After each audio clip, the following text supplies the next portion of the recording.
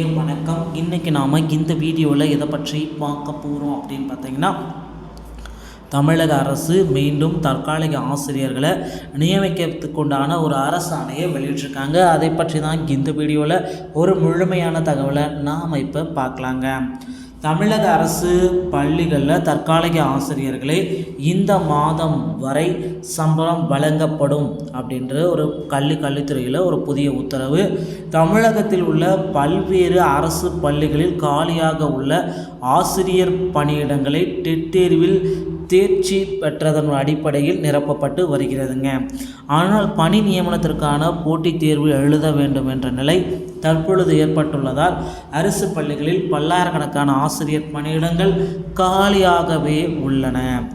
அரசு பள்ளிகளில் பல்லாயிரக்கணக்கான காலி பணியிடங்கள் நாள்தோறும் காலியாகவே இருக்குது. இதனால் தற்காலிகமாக பட்டதாரி மற்றும் இடைநிலை ஆசிரியர்கள் மாதம் 15,000 அடிப்படையில் சம்பளத்திற்கு அரசு பள்ளிகளில் நியமனம் செய்யப்பட்டனர்.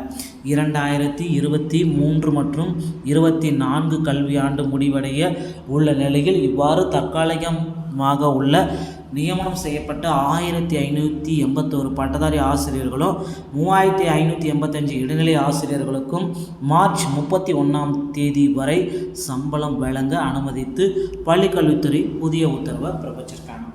இதுக்கப்புறம் பார்த்திங்கன்னா தமிழகத்தில் டெட் தேர்வில் தேர்ச்சி பெற்றவர்களுடைய போஸ்டிங்ஸ் எல்லாமே போட போகிறாங்க. நியமன தேர்வுக்கு உண்டான ரிசல்ட்ஸையும் நாம் இதுக்கப்புறம் எடுக்கலாங்க.